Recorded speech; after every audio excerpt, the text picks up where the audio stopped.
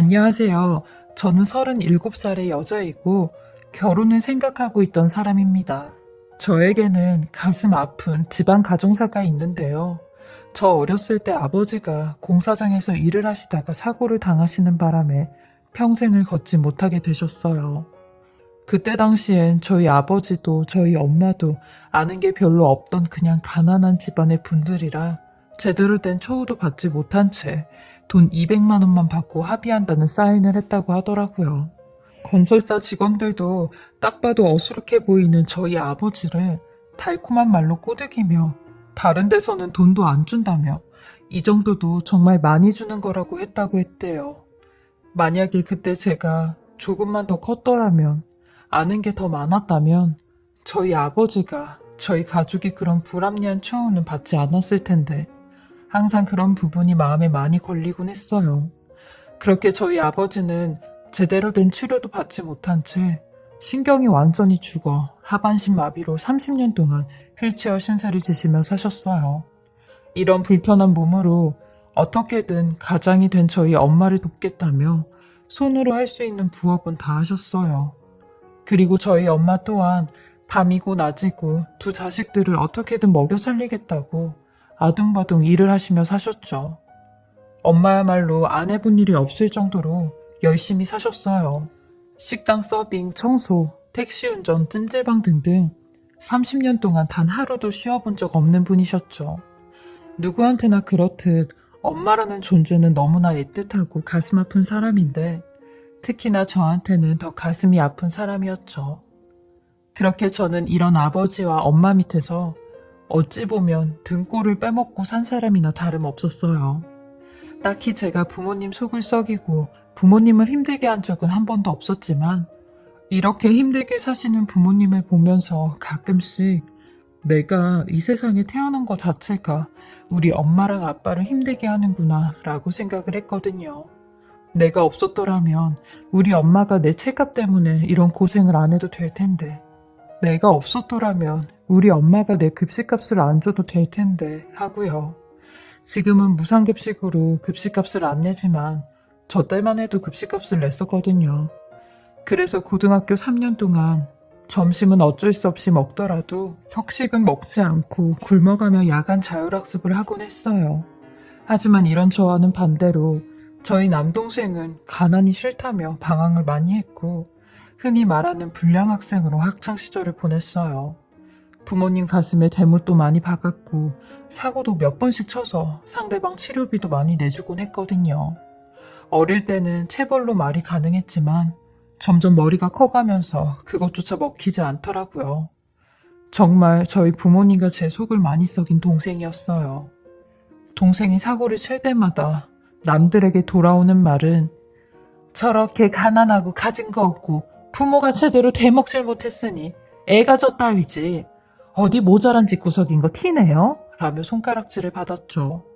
그러면 저희 엄마는 머리가 바닥에 닿을 정도로 고개를 숙이며 잘못했다는 말만 하셨어요. 평생을 남들한테 죄송하다, 잘못했다, 감사하다 라는 말만 하며 사신 저희 엄마는 자연스럽게 삶 자체가 작아지셨고 어디 나가서도 말 한 번, 본인 주장 한 번 제대로 못하시며 사셨어요. 환경이 사람을 지배했죠. 우리 엄마도 똑똑하고 좀 더 좋은 환경에서 살았으면 큰 소리도 내고 자기 주장도 뚜렷했을 텐데 저는 이런 힘없는 엄마와 아빠를 생각하며 그리고 철없는 남동생을 생각하며 나라도 제대로 된 사람이 돼야겠다고 생각을 했어요. 그렇게라도 내 가족을 지켜야겠다고 생각했죠. 그리고 저 같은 사람이 출세하는 길은 오로지 공부뿐이라고 생각을 했어요. 공부에 공짜도 모르던 전교 400등이 고3 때는 처음으로 문과 전교 5등까지 했으니 죽기 살기로 한 거죠. 그 전교 5등 성적표를 저희 부모님께 갖다 드린 날 엄마는 그걸 가슴에 품으시며 고맙다는 말만 연신하셨어요. 그리고 아빠는 미안하다는 말만 하셨죠. 그렇게 저는 서울에 있는 대학에 4년 장학금을 받고 입학을 하게 되었어요. 지금부터 내 인생이 피는구나 싶었는데 뼛속부터 가난한 삶은 그리 쉽게 바뀌지 않더라고요. 학교를 다니면서도 저는 집안 생활비와 아버지 병원비를 계속 보태야 했고 서울에서 자취를 하는 제 생활비도 벌어야 했어요. 그래서 알바와 과외는 계속 했었죠. 그렇게 저는 대학 졸업할 시기가 다가왔고 일반 기업에 취직을 해 바로 취업을 하려고 했어요. 근데 30살에 회계사 시험을 보고 회계사가 된 학교 선배님을 보고 나서 나도 회계사가 되어야겠다고 마음을 먹었어요. CPA 준비하는 다른 사람들보단 조금 늦은 나이였지만 무조건 회계사가 되어야겠다고 마음을 먹었어요. 왜냐면 요즘 같은 100세 시대에 회사에서 잘리지 않고 오랫동안 일을 하려면 전문 자격증이 있어야겠다고 생각을 했거든요. 사실 그것보다 더 큰 이유가 있었는데 회계사가 돈을 많이 번다고 했어요.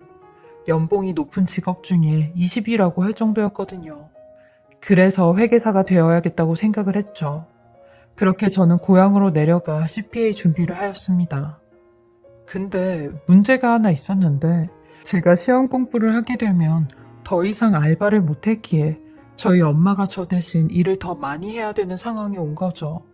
엄마는 그런 제게 은경아, 집 걱정은 하지 말고 너 하고 싶은 공부해. 나 하나만 고생하면 되는데 네가 하고 싶은 것도 못하게 앞길을 막으면 되겠니? 여태까지 부모 도움 없이 여기까지 온 것도 너무 고마운데 그깟 일 하나 더 하는 건 문제도 아니야. 라며 엄마는 밤에 대리운전을 하기 시작했어요. 무려 12년 전이었는데 남자도 하기 힘든 일을 여자가 한다는 건, 그것도 내 엄마가 한다는 건 너무 가슴이 찢어지는 일이었죠. 엄마가 저 어렸을 때 몇 년 동안 영업용 택시를 운전을 하신 적이 있었는데 택시는 돈이 그렇게 안 된다며 대리운전이 훨씬 더 돈을 많이 번다고 그 길로 뛰어드시게 된 거죠. 사실 모르겠어요. 잘 사는 사람들은 이해가 안 될 수도 있겠지만 저는 가슴이 미어지고 째지는 듯한 고통이었죠. 저희 엄마는 매일 저녁 7시에 나가서 새벽 4, 5시에 들어오시곤 했는데 저는 항상 엄마가 들어올 때까지 잠을 자지 못했어요. 그 시간까지 공부를 했죠. 밖에서 비바람을 맞으며 눈보라를 맞으며 길거리를 헤매고 있는 엄마를 생각하면 눈물이 나서 저도 같이 울면서 공부를 했거든요. 엄마가 몇 년 동안 대리운전 일을 하시다 보니 저는 엄마의 표정만 봐도 그날 어떤 사람들을 만났는지 알 수가 있었어요. 근데 하루는 엄마가 눈이 퉁퉁 부은 채로 집에 들어오셨는데 제게 왔다는 옅은 미소만 보이시고 그대로 방으로 들어가시는 겁니다. 저는 그런 엄마에게 무슨 일이 있었냐고, 엄마 얼굴이 왜 그러냐고 울었냐고 물어보니 이내 닭똥 같은 눈물을 흘리시며 그날 있었던 일을 얘기하는데 엄마가 새벽에 어떤 젊은 커플을 태우게 됐대요. 근데 차에 탄 젊은 여자가 엄마한테 아줌마는 도대체 젊었을 때 뭘 하고 살았길래 나이 먹고도 이런 일을 하세요? 라고 했대요. 엄마는 그 말에 취객을 상대로 설전을 해봤자 좋을 게 없으니 아무런 대꾸를 하지 않았대요. 그러니 이내 같이 있던 남자가 엄마에게 왜 대답을 안 하냐며 운전석을 툭툭 치더니 자식 욕을 하기 시작했대요. 도대체 아줌마는 자식들을 어떻게 키워놨길래 늙은 부모가 이런 일을 하고 있어도 가만히 있어요? 하긴 자식들이 다 등신 같으니까 부모가 이 고생을 하지? 라는 소리를 했대요. 근데 거기서 엄마까지 대꾸를 하면 싸움이 날까봐 아무런 소리도 하지 못하고 운행을 했다는데 전 그 말을 듣고 얼마나 화가 났는지 몰라요. 우리 엄마가 왜 처음 보는 그딴 인간들한테 그런 말을 들어야 되는지 몰랐어요. 저희 엄마가 무슨 죄를 짓길 했나요? 아님 나쁜 짓을 했나요? 근데 거기서 더 화가 났던 건 그 상황에도 엄마한테 일을 그만두라고 하지 못하는 제가 너무 원망스러웠다는 거죠. 그냥 엄마의 손을 잡은 채 죄송하다고 조금만 더 기다려달라고 하는 말밖에 해드릴 말씀이 없었어요. 하지만 생각보다 시험에 합격되기는 쉽지가 않았고 매번 2차에서 떨어지곤 했어요. 나이는 매년 먹어가고 시험엔 떨어지고 엄마는 점점 취객들에게 말과 행동으로 상처를 받고 계셨죠. 그러던 중 제가 2차 시험이 얼마 안 남았을 때였어요.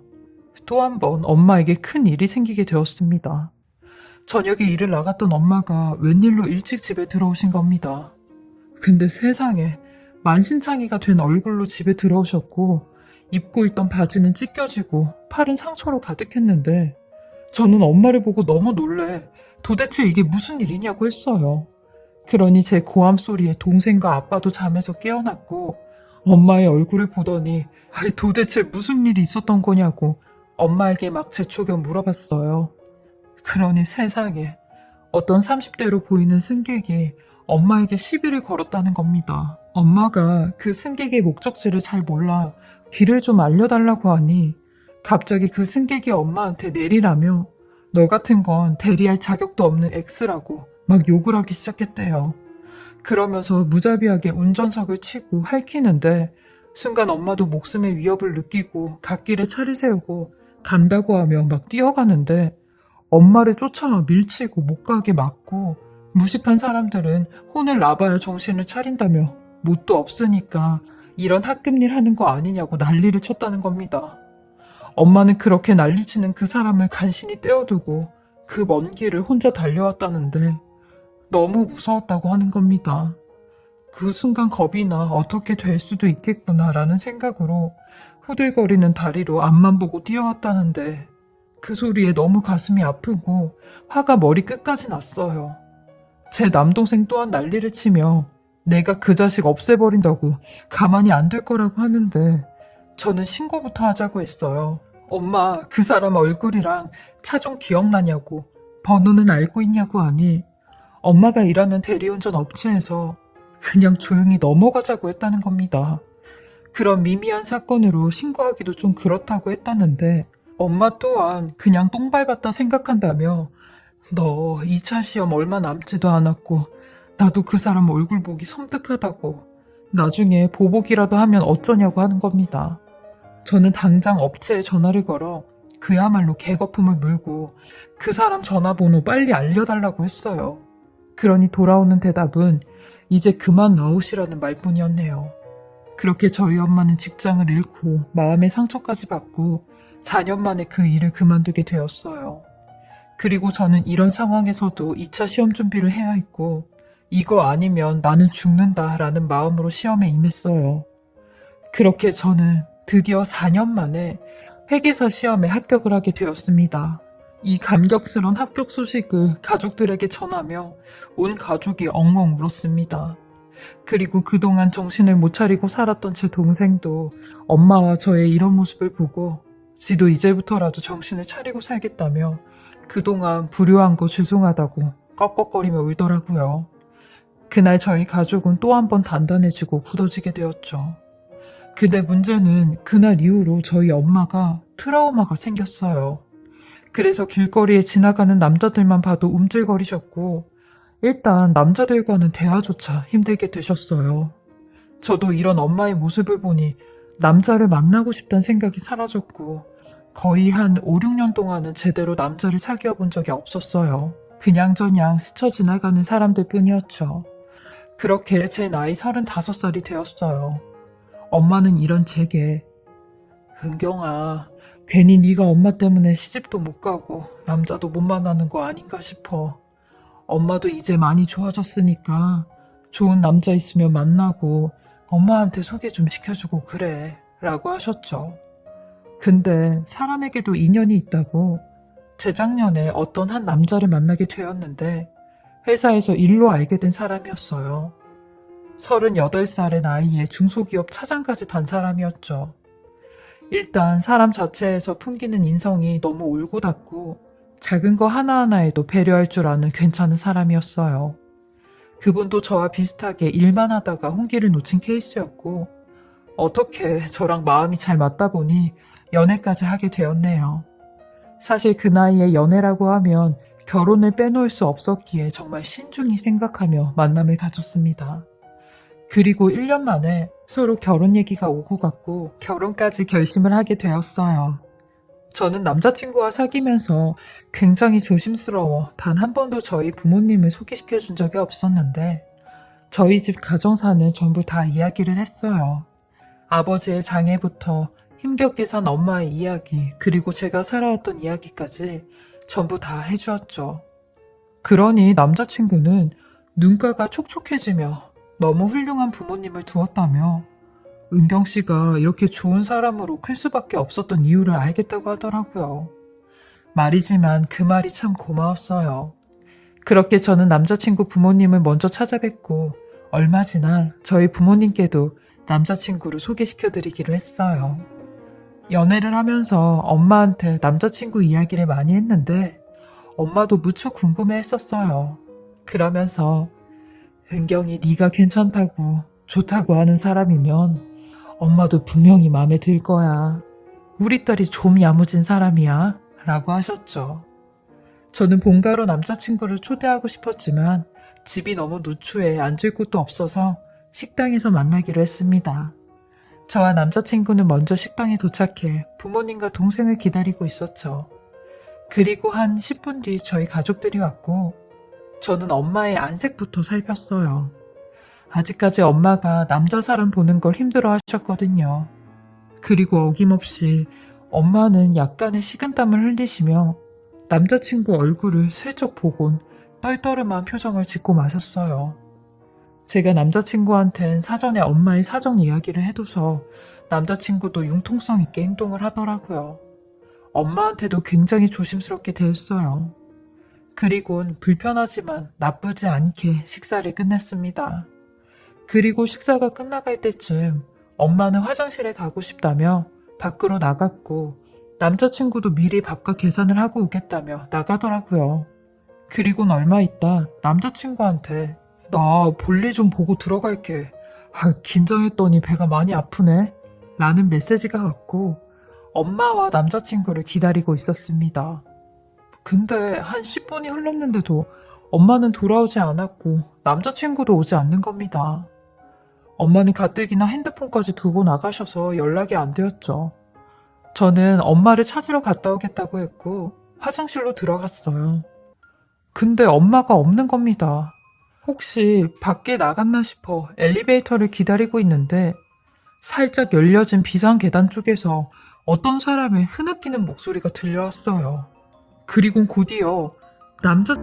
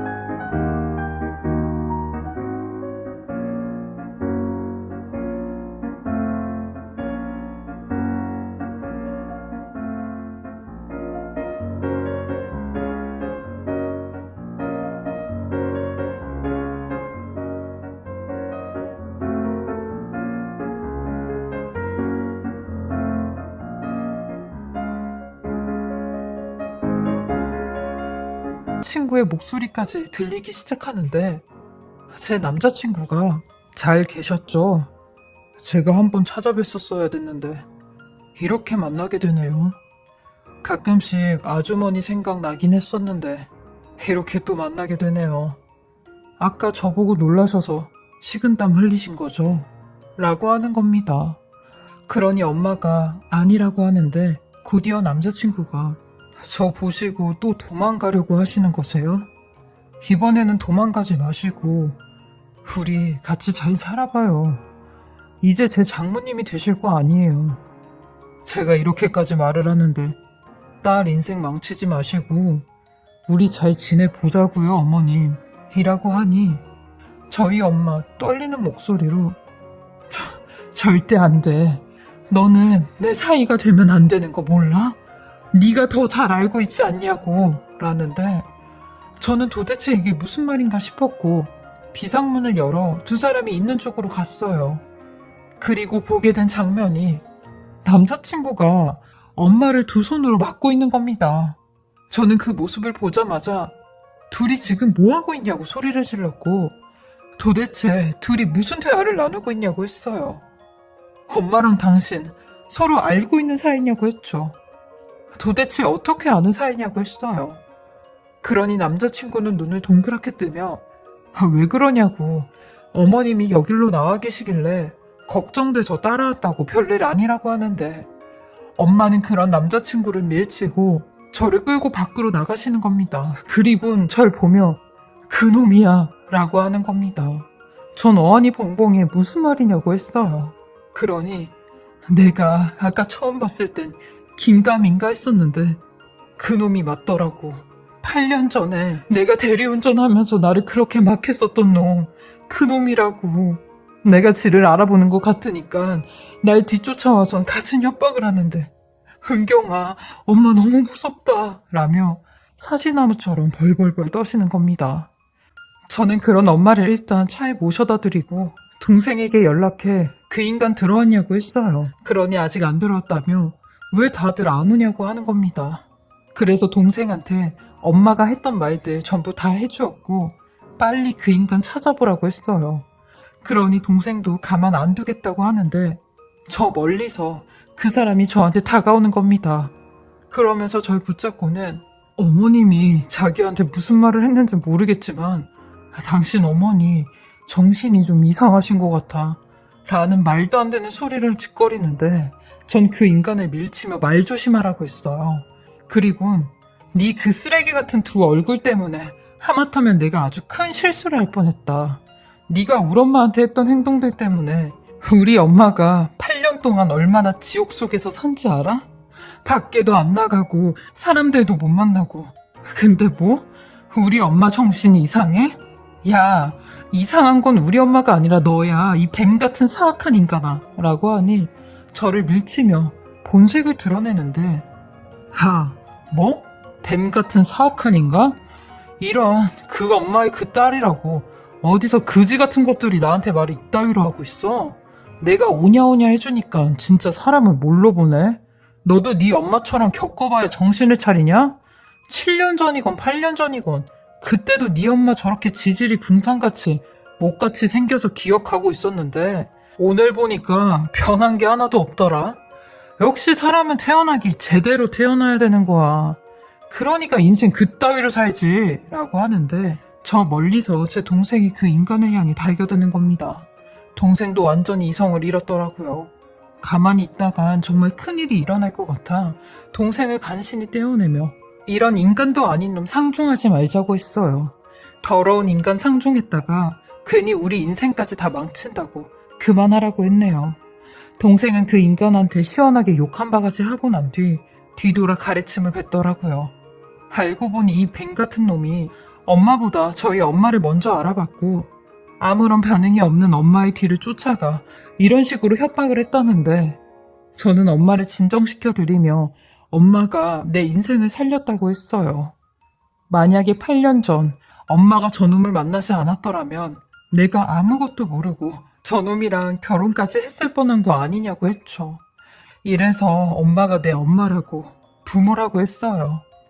엄마니까 자식을 어떤 식으로든 구해주는 것 같다고 했죠.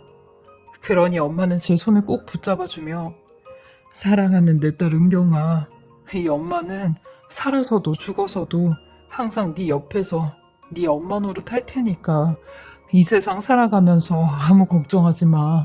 엄마가 항상 널 지켜줄게 라고 하시더라고요. 엄마의 저 말이 이 세상 가장 든든한 말이었어요. 그 일이 있고 난 뒤 1년이 지난 지금 아는 사람으로부터 그 인간의 소문을 듣게 되었는데요.